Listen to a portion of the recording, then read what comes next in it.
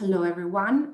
My name is Caterina Branzanti. I am the head of research at ScreenSkills, and I'm joined today by my colleague Gareth Ellison-Wynn, head of film and animation at ScreenSkills, and by Lisa Howe, a consultant who worked with me on the research.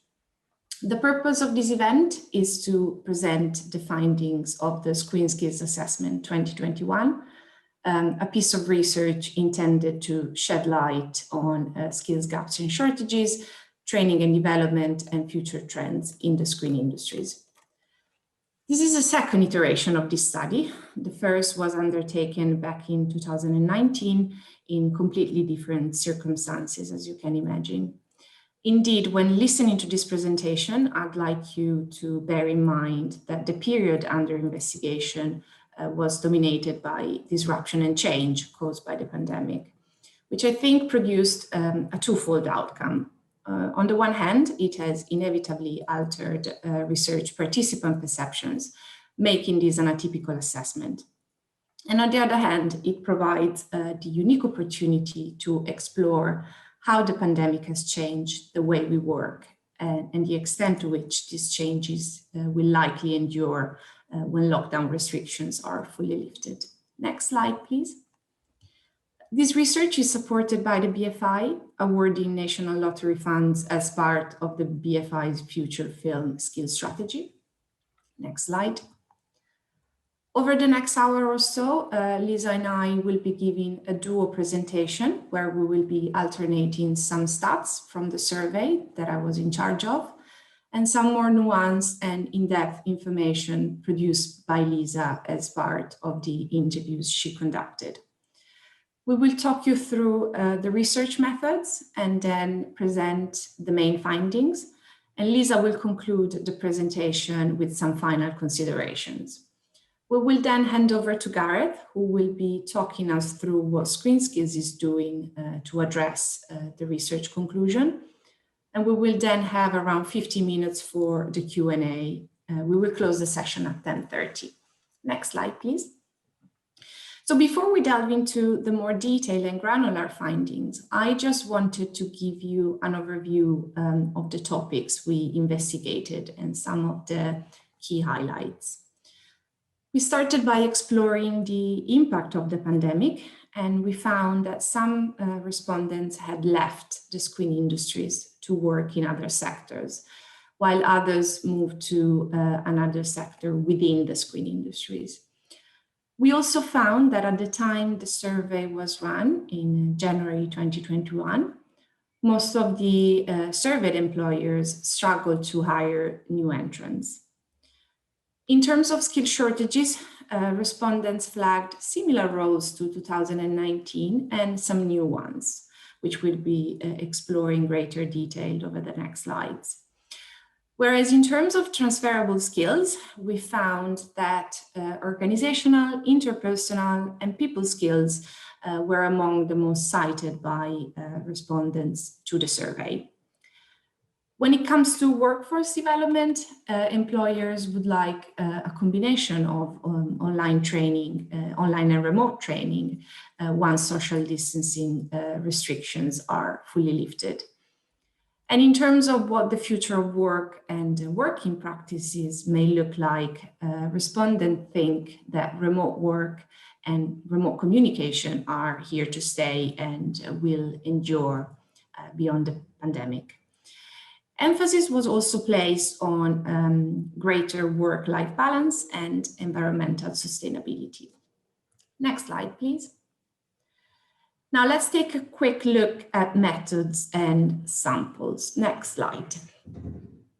Good morning, everybody. So this research was underpinned by a mixed method strategy consisting of in-depth interviews with a sample of senior managers, followed by an open online survey. The logic behind this was driven by the unprecedented nature of the past year. We thought it was essential to conduct those initial interviews to get a snapshot of the operating environment and the challenges that screen businesses were facing. So aside from skills gaps and shortages, we wanted insight into changes that had taken place during and could stay beyond the pandemic. It's worth bearing in mind a few points about the makeup of the interview sample. So for film, we included representatives from production, sales and exhibition to get views from different parts of the value chain. And it also included tentpole features and small indies, as it was important to catch variation in budget levels. Similarly, from an animation perspective, we covered 2D, 3D and stop motion to capture differences in impact on physical and digital production.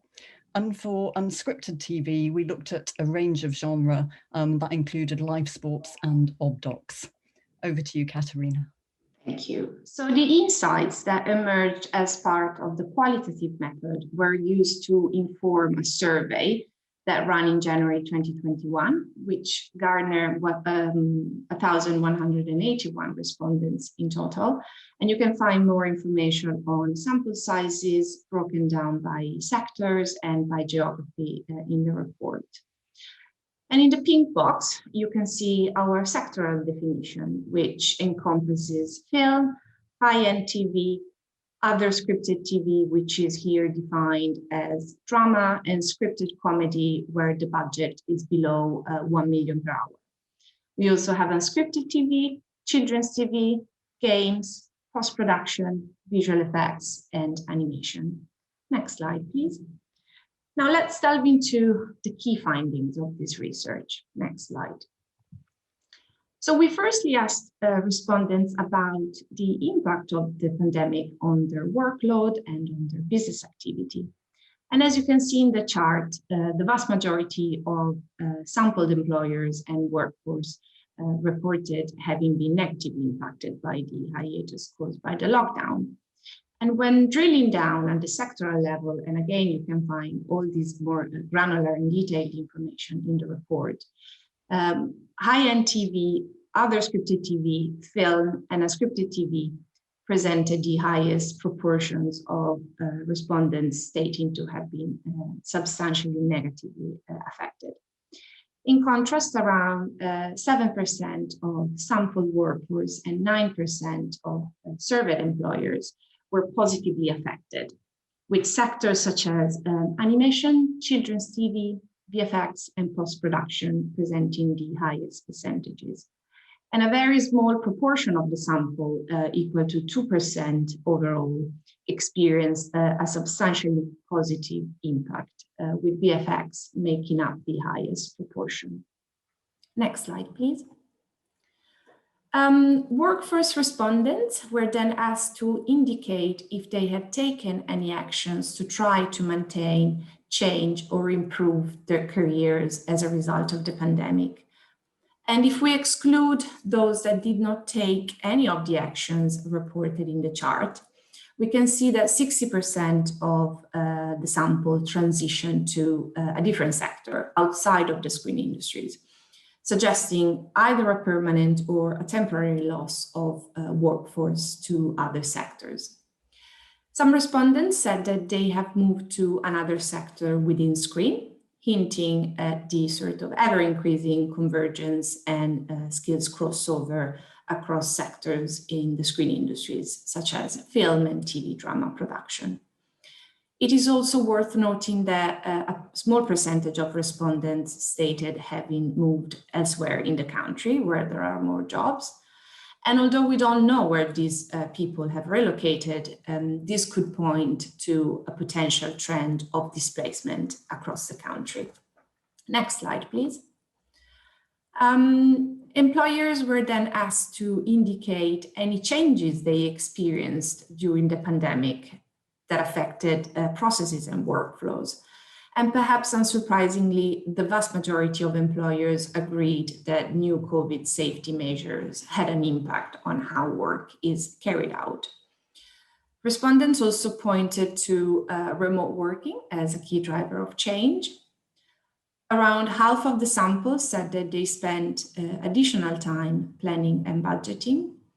And some experienced new working patterns, such as staggered shifts and flexible working. And this could reflect the need to juggle aspects of life that might not have been an issue prior to the pandemic, such as full-time childcare and homeschooling. And in physical production, staggered shifts could also be driven by specific COVID safety guidelines, which recommend shift patterns to help limit contacts on set. Next slide, please. So the interviews largely corroborated the survey. Those engaged in physical production reported more negative effects than sectors that relied already on tech-enabled workflow.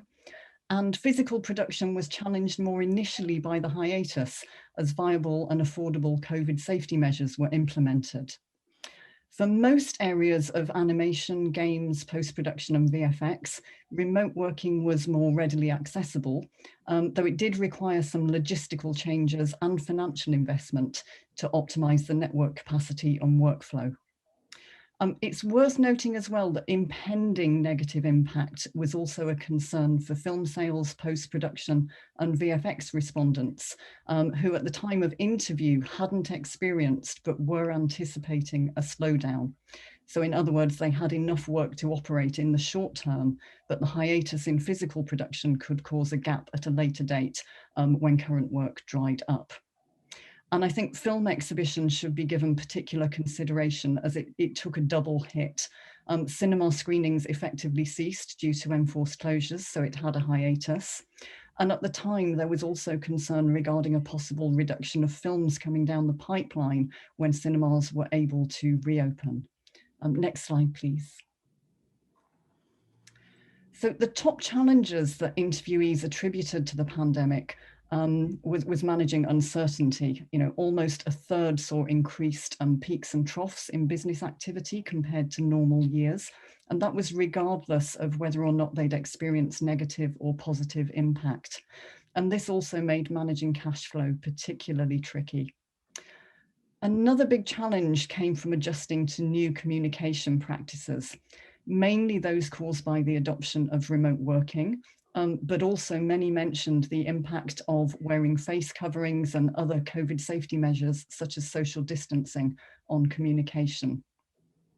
So examples of this ranged from difficulty in specific situations, such as finding reliable ways to call retakes and manage edits remotely, to communicating complex creative and technical briefs.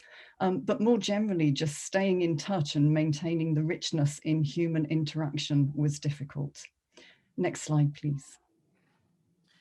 Survey respondents were then asked to reflect on whether the pandemic had changed their attitude towards hiring or crewing up new entrants. And as you can see in the chart, most of the surveyed employers felt that different practices caused by the pandemic made it more difficult to offer the sort of crucial on-the-job training and support that new entrants may need. And the second major reason for not hiring new entrants was obviously the financial strain on budgets generated by COVID. And at the opposite side of the spectrum, we have 25% of respondents stating that their attitude towards hiring new entrants had not changed. It's worth noting that as a result of the easing of lockdown restrictions, perceptions around recruiting and crewing up new entrants might have shifted since the data was collected back in January. And indeed, we have anecdotal evidence suggesting that confidence around hiring new entrants has already increased over the past few months. Next slide, please. But many of the employers interviewed noted that the loss, however temporary, of workplace-based training for new entrants could still have a severe future impact. The concern was that fewer suitably prepared new entrants would be in the pipeline at a time when industry is recovering. And this was mentioned by employers from a breadth of sectors, so 3D animation, children's TV, film sales, high-end TV, post-production, unscripted, and VFX. Now, for those who did take on new entrants during the pandemic, onboarding was reported as a significant challenge. That was actually difficult for any level of recruit, but new entrants were considered to be the most affected. So they missed out on typical opportunities to learn in the workplace, such as observing others at work, being supervised and guided in person, being able to easily ask questions, and just seeing how teams or departments interact. So this loss of spontaneous communication was attributed as the biggest barrier to successful onboarding, whether working remotely or working in person where COVID-19 safety measures were in place. Now, these reported challenges and barriers are worth keeping in mind if remote working and viral safety measures continue. So this isn't just about reflecting on what happened, but it's also a future warning if those practices are maintained. Next slide, please. Now let's take a look at the skill shortages reporting during this period. Next slide. Respondents were asked whether they had experienced any difficulties recruiting for any jobs over the past 12 months. And perhaps reflecting the uncertainty characterizing the past year, you can see in the chart that 37% of employers did not recruit for any vacancies. And this is double the proportion captured in 2019, when 18% of employers said that they did not recruit. 36% of respondents experienced recruitment difficulties to recruit or crew up, and only 27% of the sample did not encounter any recruitment issues. So overall, recruitment difficulties seem to have decreased slightly since 2019, but this is likely to be due to a reduced demand as far as recruitment activity is concerned, rather than to an improvement in the labor market supply. Next slide, please. We then asked respondents which job roles were particularly difficult to recruit or crew up for between January 2020 and January 2021. And this is just a selection of shortages identified by respondents. You can find the full list in the report. We can see some recurring shortages that were identified in 2019 as well, and some new ones. Looking across physical production sectors, responses suggest that production management roles such as production assistants, production coordinators, production managers, line producers, and accounting roles are perceived to be an ongoing area of shortage. We also have location roles such as location assistants and location managers, alongside editing roles such as editors and edit assistants, which present persistent shortages. A new area of shortage driven by the need to deal with shooting during the pandemic was the role of COVID supervisor and related COVID roles. Other shortage areas included 2D and 3D animators, 2D designers, background artists, and storyboard artists in animation. Respondents operating in games flagged programming roles, including 3D programmers, backend programmers, network programmers, alongside other artist functions. VFX respondents identified producers and real-time engine coders as areas of shortage, and producers were also hard to fill vacancy in post. Next slide, please. So against this backdrop, we asked respondents whether the pandemic had an impact on their capacity to recruit and crew up a skilled workforce. And in the chart, you can see that just over 60% of employers felt that the pandemic had exacerbated recruitment difficulties. 20% stated that it did not have any impact, and around 7% that recruiting workforce got somewhat or much better since March 2020.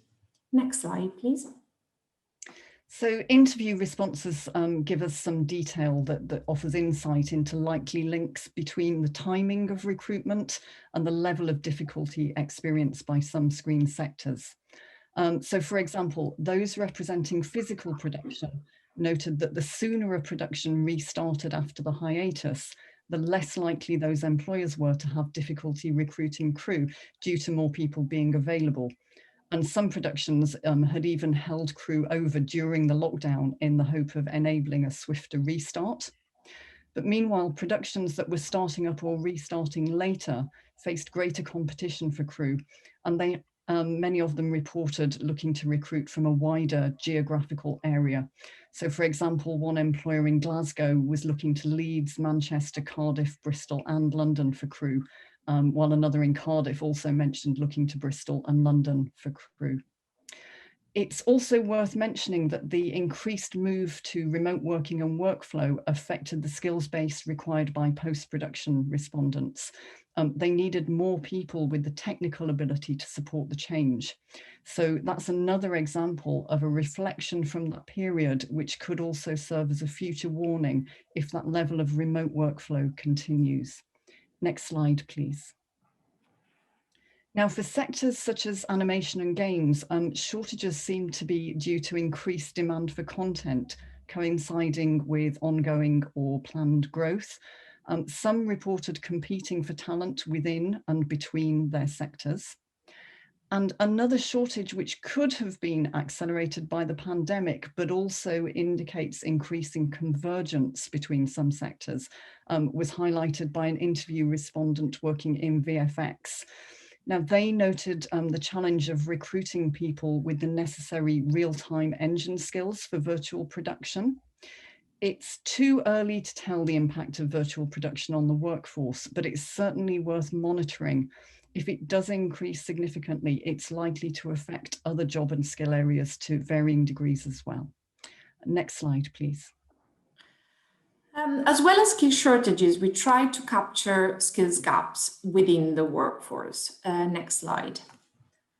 Employers were asked to identify the key skills areas that require boosting within their existing workforce.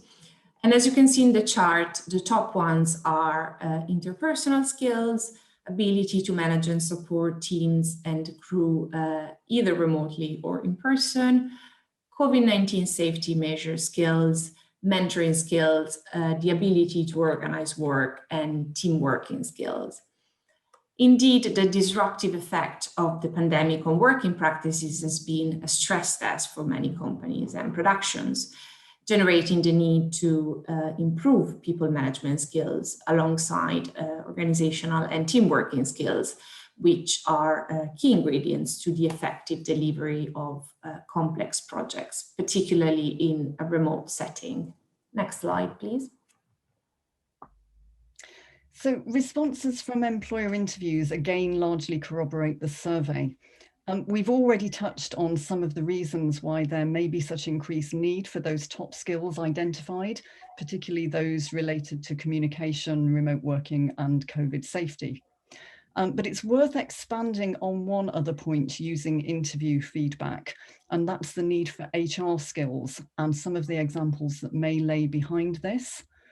The challenges of the pandemic shone a spotlight on the importance of recognizing the capability of and showing trust in teams.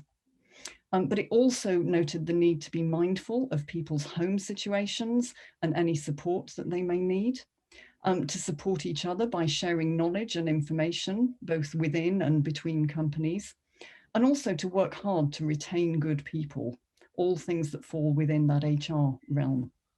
And it also links to another point raised by interviewees. Through the pandemic, they'd gained a heightened awareness of mental health issues in the workplace, and that's very much something that they wanted to retain. Next slide, please. So having established what the skills needs are, we then looked at the sort of preferred ways to address shortages and gaps. Next slide. And we asked respondents what kind of training they would prefer once the more acute phase of the pandemic subsides. And in this context, you can see in the chart that 60% of the sample would like to see a mix of both remote and in-person training. This is followed by 27% of employers who express their preference for online training, and a small 13% who opted for in-person training. And Lisa will expand on this in the next slide. Next slide, please. So responses from the interviews give some depth to the preferences expressed in the survey. The type of skill that needs delivering determines the type of training preferred. So, for example, several employers reported having moved leadership and management training online with no detrimental effect. And as a result, they were planning to maintain that approach. But those who were seeking craft and technical skills training, for example, lighting and camera, were keen for face-to-face courses, feeling that that hands-on instructor-led learning was essential. Interviewees also noted that short-form learning through online modules and masterclasses had increased the level of engagement with learning and development among their workforce. And this was mentioned by employers in 3D animation, children's TV, film exhibition, and unscripted TV, so quite a range of sectors. People valued the accessibility and short bursts that made learning fit more easily into their schedules. Interestingly, employers from animation and games noted that online learning was already common in their sectors, so maybe we're seeing a bit of leveling up. Given that communication skills have been regularly mentioned in the research, it's worth noting that interviewees emphasise the need to approach communication skills training in a clearly relatable way. So, for example, they felt it was better to focus on training that looked at specific topics and scenarios. For example, how to communicate a creative brief or how to give and receive feedback, rather than just taking a generic approach to communication skills. Next slide, please. Lastly, we wanted to capture respondents' view on the future of work in Screen to make sure that our interventions and investments are geared towards future-proofing the workforce. Next slide. And so we asked employers what are the most significant trends that will likely endure when lockdown restrictions are lifted.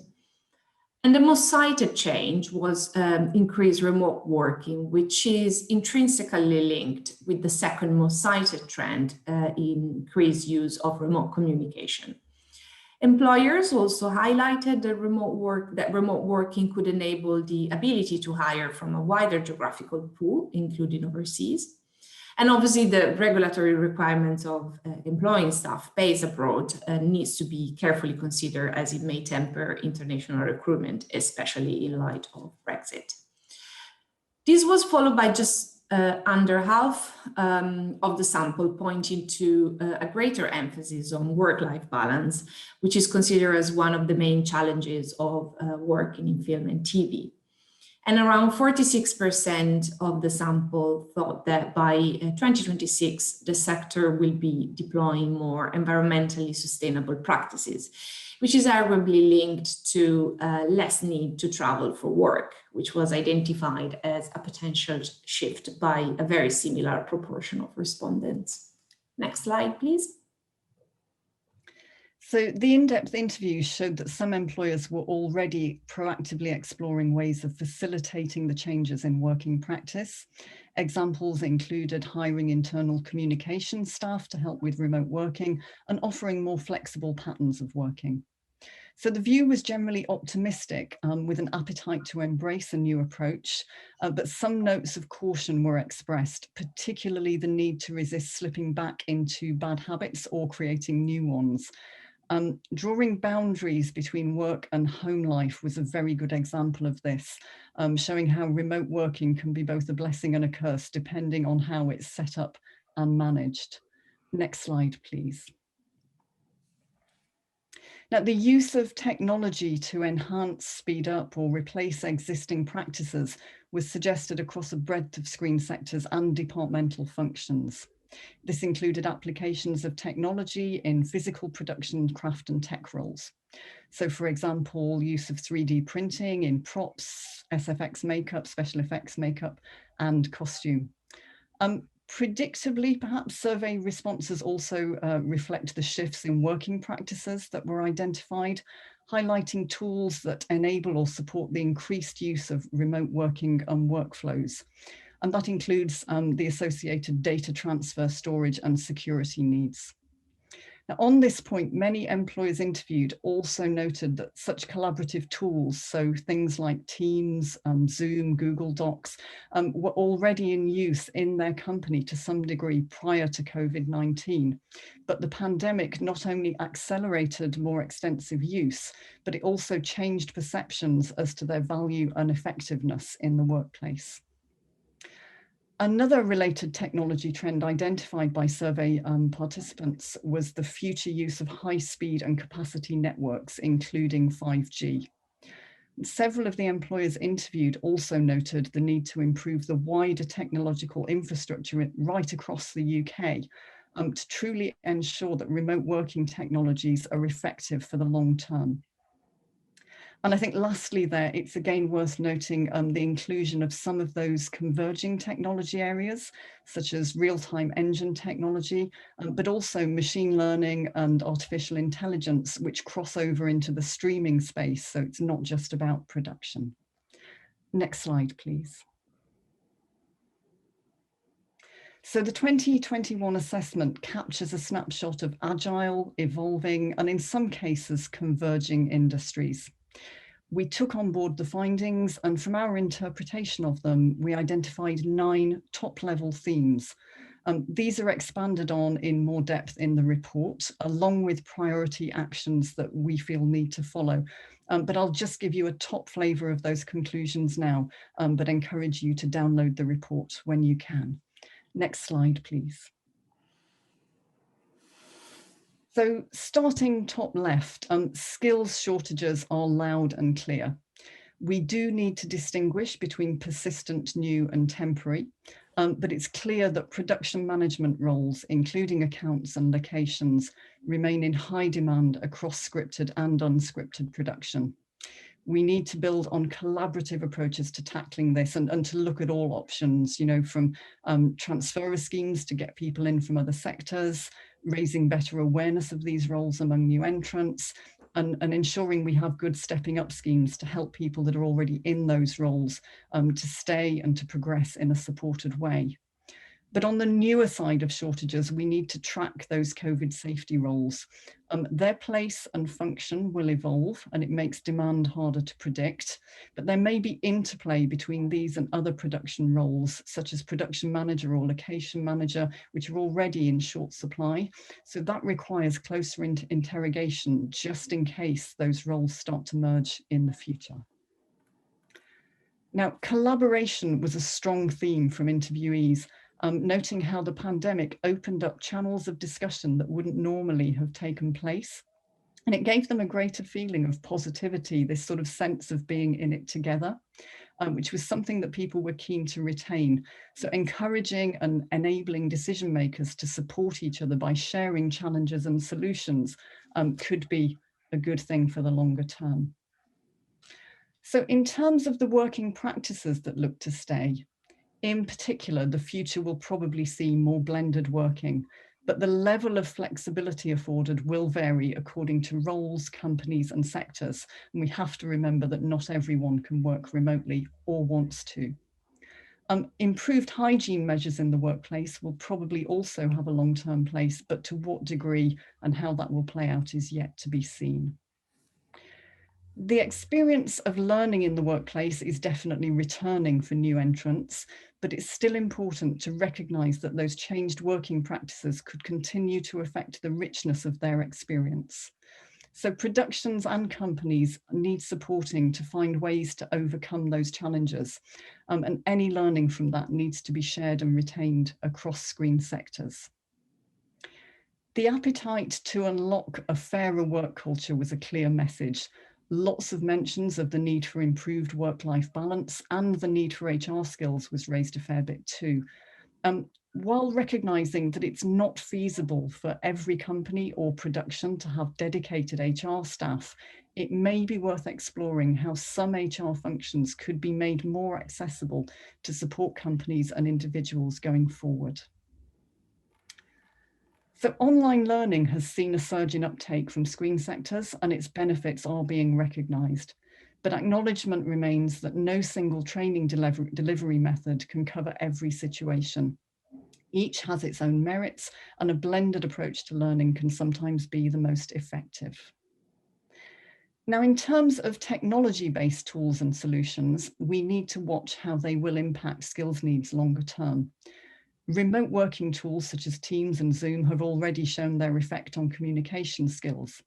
But for a practice such as virtual production, the extent to which it will be adopted and its impact on production schedules, budgets, and creative considerations need ongoing monitoring to build a clearer picture of how and when they may affect skills needs. But technology definitely came to the fore in this assessment. An adequate telecoms infrastructure is essential to ensuring an optimal future for remote working and workflow. And that's not wholly in the power of screen businesses. So some collective lobbying may be needed to help make the business case for a boost in capacity and reliability across the UK. And that applies not just to business premises, but also to people's homes if remote working is to continue. And finally, diversity has to be mentioned. It's unclear from this study what effect COVID-19 had on diversity among the screen workforce. There's certainly no indication that sector-wide efforts to improve representation have eased up or can afford to do so. But there were reports during this period that looked at diversity, including one from Film and TV Charity, and it found that barriers to employment in the film and TV industry would likely be heightened by the pandemic. Now, some of the changes brought about during this time of COVID, such as blended working and online learning, may offer an extra layer of accessibility that could help the ongoing push for greater diversity, and that should be explored. But I'll stop there and hand over to Gareth to help put those findings into context with ScreenSkills' ongoing work. So over to you, Gareth. Thank you, Lisa. Thank you, Caterina.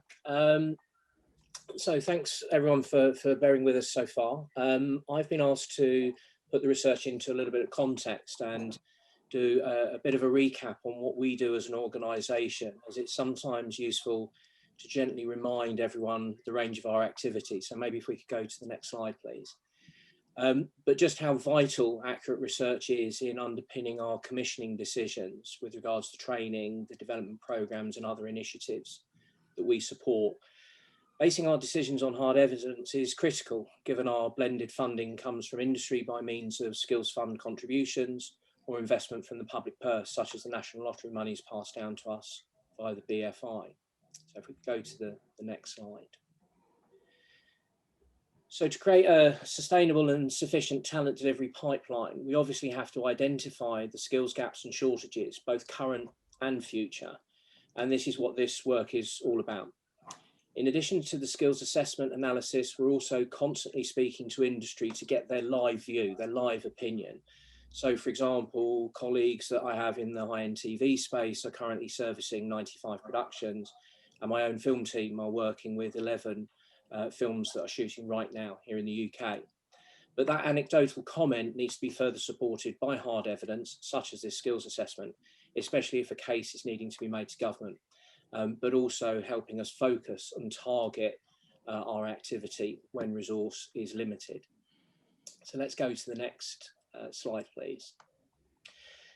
So we are already and have had for some time a really strong focus on the skills pipeline and our efforts in meeting skills gaps and shortages. On the slide in front of you now, we identify some of the specific programs that we already have in train in an effort to meet the challenges of workforce recruitment. We're also shortly due to announce further invitations to tender for continuing personal development training opportunities based on this research. Although we're always keeping an eye on future skill needs, we know there are serious shortages right now in many craft and tech roles, and a particular pain point continues being the production office and post-production senior management roles. There is a perennial issue of certain grades such as accounts, and whilst the increase in production shooting in the UK is obviously to be celebrated, we also have to recognise that the scale of these productions has increased. So this is creating the need for more crew in certain departments. So it's not just a case of there being more shows made, it's that those shows are of a bigger scale and requiring more significant crewing. If we could go on to the next slide. So one thing that came through very clearly in the research is concerns around the work-life balance and a fairer working environment for industry. Training in this space for many smaller organisations who don't have the benefit of a large HR department is obviously tricky, but I wanted to remind this audience that there are free to end user training opportunities that we host at ScreenSkills that you can encourage your workforce, whether they be freelance or payroll, to undertake. And in fact, two of the questions that we've had into the Q&A chat box talk to our unconscious bias and our bullying and harassment e-learning training. So those are free to end user, and I would encourage you to promote those to your staff. If we can go to the next slide. Okay, but we do need your help and support if we are to address the challenges discussed today. We are eternally grateful to everyone who works with us, whether that be volunteering to assess ScreenSkills Select college courses for their relevance, or becoming one of our 2,500 mentors, or sitting on our working groups or councils. The contributions to the Skills Fund are absolutely vital to the work that we do, but also the placements that you might offer in terms of your productions to both new entrants and those that are looking to step up. It's important that we recognise that this isn't just about those that are making their start in the industry, but also those that are looking to progress or take that next opportunity. So there's a couple of samples of how you might be able to help our work on the screen just now. I'll give you a moment to digest those, and then we're going to open up the floor to some Q&A for the last 17 minutes of today's session. Okay, so I think we have a question about whether people have been turned away due to COVID. Yeah, so one of the first questions that came in was from Lewis, and Lewis was asking whether the trainee schemes, particularly in camera and lighting, had been impacted through the pandemic, and whether there was a sense from the respondents that people had been turned away from opportunity over the course of the last year. So we don't have any specific indication of this in the report, but like we talked about in the presentation, we know that there are issues in terms of hiring new entrants. And so that might give us an idea of whether people have been turned away due to COVID. There is definitely evidence proving that. Lisa, did you find any indications of that in your interviews? Not specifically to camera and lighting. It was actually mentioned across just about every grade and department and every screen sector. People did say that, that there was caution. Basically, people were concerned about safety, crew safety, implementing new working practices. And there was concern from many of them, not all, but from many of them, as to how they could also ensure a good trainee experience whilst tackling that initial challenge. So yeah, it was very much something that applied across the board. And as I say, not just physical production, but in digitally based production as well. Brilliant. So the next question is from Pia, and Pia is asking us to just interrogate a little bit further with regards to mental health support and the respondents' mood in terms of being able to actively support crew members and staff in terms of mental health, and how clearly that shone through the research. So maybe someone could talk to that point. Lisa, I think this one is for you in your interviews. Yeah, it was a real mixed bag. There was no clear consensus in terms of how to deal with it. So a lot of people mentioned that the heightened awareness of mental health, but there was a whole range of responses in actions that people were taking. So some did mention that they had arranged training for as many staff as possible. Others were signposting support services, so external support services. Others were themselves simply trying to maintain more contact, checking in more regularly, particularly actually with people who were remote working. That came through more than the physical production side of things where people were on set. But managers spending more time checking in with people. So yeah, it was a real mixed bag, and there didn't seem to be a clear consensus. Okay. In a similar and associated space, an attendee called May has just, well, firstly said some very kind words about our unconscious bias and bullying and harassment training. She'd taken it, they had taken it themselves, and was just highlighting that they thought it was a very good piece of work. But the proposal was that could it be mandated that all crew, irrespective of level of seniority, might take such training? I think in this circumstance, it wouldn't be ScreenSkills' position to try and mandate this, but we obviously encourage every production to use these free services, and anyone that has used it and found benefit in the training, you know, advocate its use. You know, you as you go on to your next production could possibly raise awareness of that training, because it may be that the production coordinator, production manager, or whomever doesn't know that it exists. So I think we can sort of advocate its uptake, but it will be tricky for us as an organisation to mandate its use. We've had a comment in from Andrea, and Andrea is just asking us to remember that this is also about those that are in mid-career. It's not just about new entrant. Absolutely, there is a lot of the work that we do. I'm thinking of Make a Move in high-end TV, and I'm thinking of Film Forward in film, that recognises the need to be able to support those that are getting ready to take their next sort of mid-level career step. I don't know whether there was anything further in the research that talked to that mid-career point. Not in the survey, but I think the need for training was across the board, across all grades. I don't know about you, Lisa, whether you found something. Yeah. Yeah, it did come up. It was mentioned absolutely in the interview sample. It's just that more of the focus went to new entrants.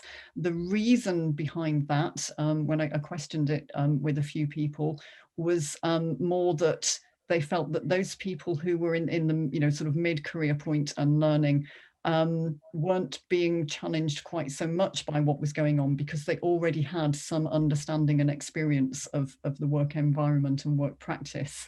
So their focus had gone more to looking at the new entrant learning experience. It was, however, noted, particularly for physical production, where people, for example, needed shadowing opportunities or, you know, supervision opportunities, that had been made difficult. Okay. There's a question in from Jude, and I think this is possibly definitely, well, a Caterina or a Lisa question. So Jude asks, what was the geographical spread of interviewees and survey respondents? Did the authors find any regional differences in terms of responses? Yeah, so in terms of geographical distribution, we had the vast majority, well, not the vast majority, but 36% of the sample based in London, 12% in the Southeast, 9% Southwest, 9% Scotland, Northwest 7%, and then everything else was below 5%. So the objective of the ScreenSkills assessment was to look at gaps and shortages, you know, UK-wide. So we don't break down data by regions and nations, because we already do so by sectors. So if we were to kind of cut the data by sectors and regions, the sample would become really, really small and potentially unreliable. So the findings that you see in the report are UK-wide, and we don't have that level of granularity for regions and nations, so as to answer your question. But we have pockets of information in the report by geography, which I think came from the interviews that Lisa conducted, so you can find some data by geography. Lisa, do you want to add something? Probably two small points. I mean, in terms of interviews and interview sample, that does tend to reflect, weirdly, the pattern of the survey respondents as well. We did try to get a more even sample across the UK, but we obviously had to approach people, and then it was up to them whether or not they agreed to take part. But I think in terms of the challenges and the, you know, shortage areas, communication issues, everything that came through as themes in this came through loud and clear from everybody wherever they were in the UK. So we didn't seem to get kind of, you know, many differences in what people were telling us. Okay, thank you both. I've got a question from Vicky here that's slightly broader than just the research, and I'm hoping that maybe one of our ScreenSkills colleagues might be able to pop the answer in the chat bar. But Vicky is asking, in the unscripted TV space, does ScreenSkills activity also cover specifically natural history and science documentary fields? I know that the Unscripted Fund has just recently launched. So Vicky, what I might do is, if you could reach out to us, I could maybe signpost someone to you to help answer that question. That is, unless someone from ScreenSkills is on the call at the moment and can pop a response in the chat bar. I will leave that there.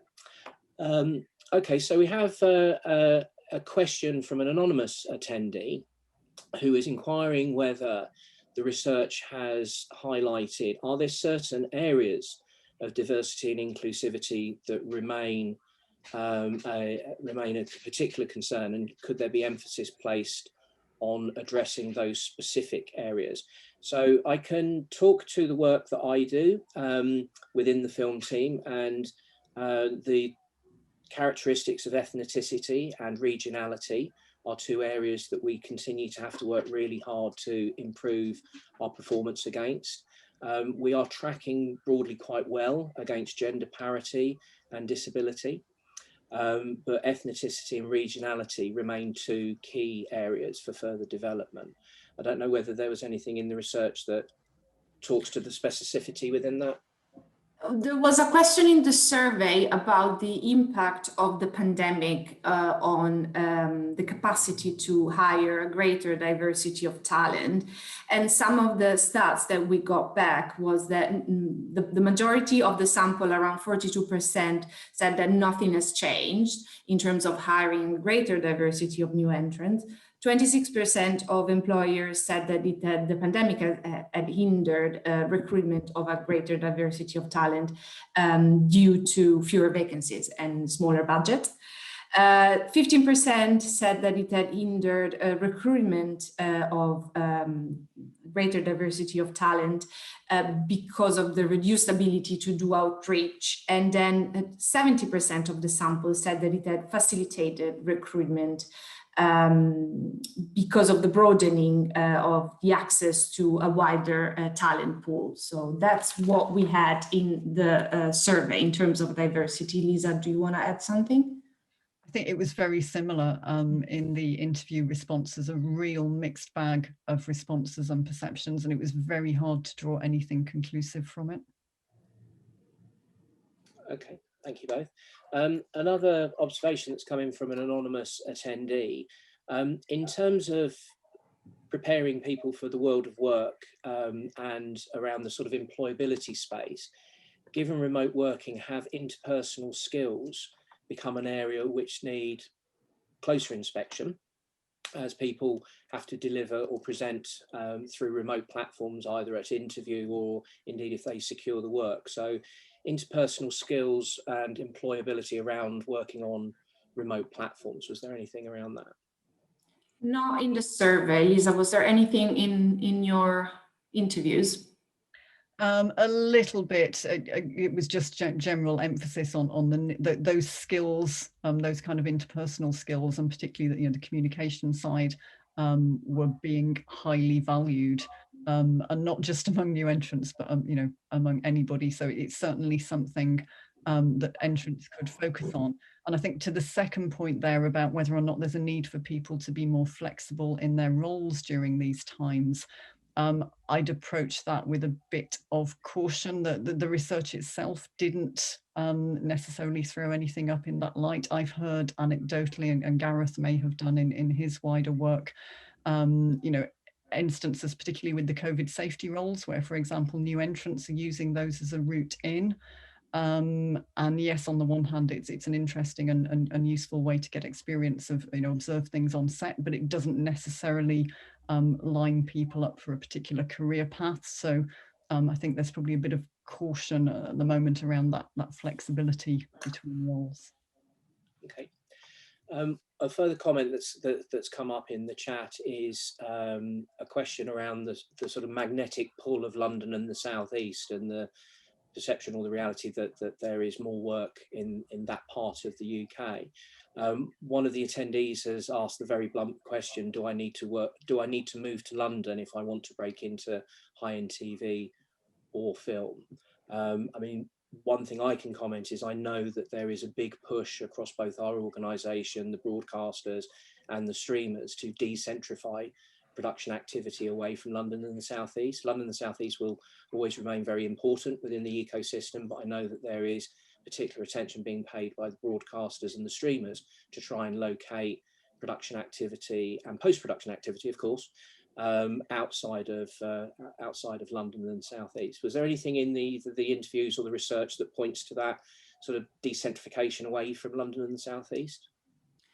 No, I mean, one of the findings, like I said in my presentation, was that there was potentially a displacement trend from going on in the country towards, areas of the countries where there are more jobs, but it was a very small percentage, just 5% over the total. So I don't think it's something to be concerned about, but it's nonetheless a finding.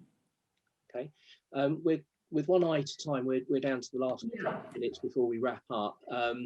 But there was quite an interesting observation from Fernando. Fernando was asking whether, given the, and sorry if I'm paraphrasing here slightly, but given the demand for talent, might production start looking beyond credits in terms of recognising people's capabilities and skills and then offering them opportunity? And how we frame that into a question. Was there a sense from the respondents that they have a need to look beyond credits now when searching for new talent? There wasn't. I don't know if you have any industry perception, Gareth, that you want to bring to the conversation, but not in my part of the research. I don't know if Lisa, you found something. Not specifically within the research, no. I mean, what I'm finding is speaking to those with direct hiring or authority, they are starting to look beyond credits and want to have a better sense of the individual. So maybe it's less about highlighting the credits that's on someone's resume and pointing out the other things that the individual does in terms of evidencing their passion for coming into the industry. I'm just going to scroll down and have a quick... Can I, while you're scrolling, Gareth, can I just add something to that? Again, anecdotally, and this was a conversation I had with somebody yesterday who had taken part in a ScreenSkills transfer scheme and had moved from working in cabin crew and airlines over to production, TV production, and had felt that a lot of the skills that they'd gained, particularly working in cabin crew, dealing with people, interpersonal skills, as well as organisational and logistical ability, had really helped them transfer, and that they'd really sold that in moving across. Brilliant, thank you, Lisa. So we're really very close to the end of today. I wanted to just say a personal thank you to Caterina and Lisa and the rest of the team that have put this piece of research together. We obviously remain open to any further questions if you feel that we haven't been able to cover your points today. We always try and encourage people to continue the conversation with ScreenSkills. We're all accessible. You can reach out to us with any of the queries that you have. But we'll draw today's session to a close. Thank you very much, everyone.